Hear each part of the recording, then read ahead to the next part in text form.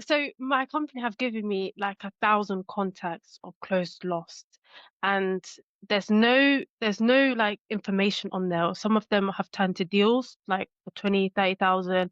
Some of them have been like gone up to the prospecting stage and just kind of like it's lost. So that data has been extracted from Salesforce into to HubSpot, and like I called a few today. But the thing is, most of that list is from 2020 or 2021. So shall I treat it as a cold outreach?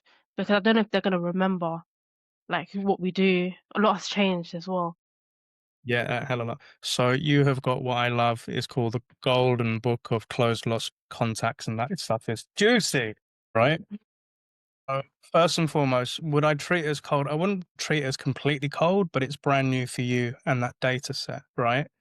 So if I was to able to take that into HubSpot, and if they've taken it from Salesforce, I would try to run a report in that to find out the closed lost reason, if there is one. There isn't. There's nothing. Nothing whatsoever. So It's zero.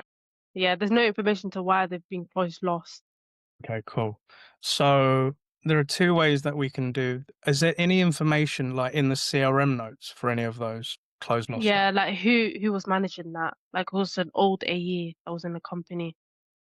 So you've got old A, but do you have any notes like the deal, what they were looking for, or any of that stuff? Yeah, like I know the deal size and what area in like what we do, like they bought, because we know basically we do different things, right? Like with like and different tools. So I can see that. Okay, cool. So a couple of things that I'd be doing through, I'd go through these opportunities and try and find comb any sort of notes and stuff I have. So if it was such as this person was looking at this part of Schuster and this is what they were looking to do, and that was the early notes, then I know, okay, they had some sort of deal going on. If there are no notes, those are the ones that I treat completely cold. Anything with information is something to go off on. And the way that I approach these NIMCO is in two ways. So number one is call them first. And then if there's no call, then it would follow into an email, but it would look like this. Hi Nimco, my name's Neil. I'm calling from Schuster. I'm the new account manager for whatever their company name is.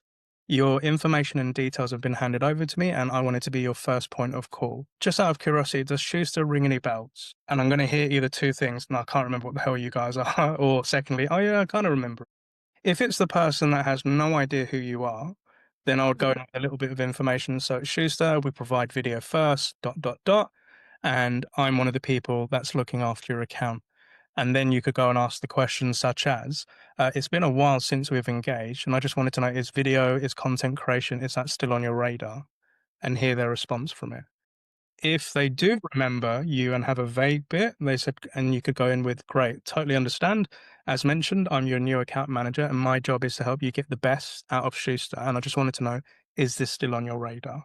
And if you have any notes, you can then help them remember. So when you last spoke to Schuster, don't mention names of the old AE or anything like that because you don't know Yeah, what's up. You could say, yeah, right, the reasons you were looking at Schuster was bullet point one, bullet point number two. And I just wanted to know what's changed since that discussion or interaction. Because a shitload of stuff could have changed since then. They could have had new people, they've got new processes, they've got a new strategy. And here within is when you want to have an element of how to kind of resell it, where you could say, we could help with this, we could definitely help with that. What I think would be beneficial is perhaps having a 30-minute refresher where we can walk you through what we do today, and I'd love to introduce my product expert to walk through this. So those are the type of calls that I'm going into. hmm I'm your main point of contact. You had some history with us before.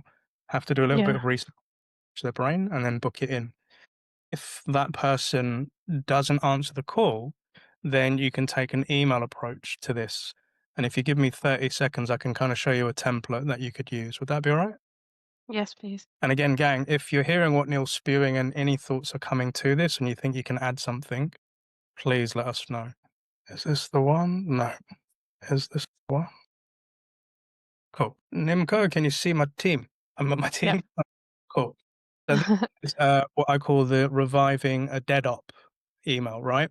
And this is where you can use a little bit of video as well. So you could say, hi Nimco, I wanted to reach back out because of your conversations with, you can name drop and you can say when you last spoke. To jog your memory, your team was interested in XYZ. Those are the notes that if you have it in HubSpot of what was in the deal.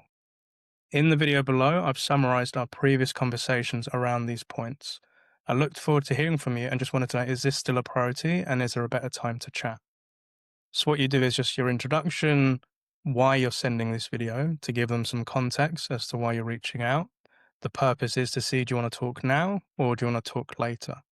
So this is really nice where you could either be booking in meetings for this month or you're building future pipe. Now this person's come back where they may say to you, it's not an interest right now, but could you give us a buzz back in 3 months or something? What do you think, Nimka? How does this land with you?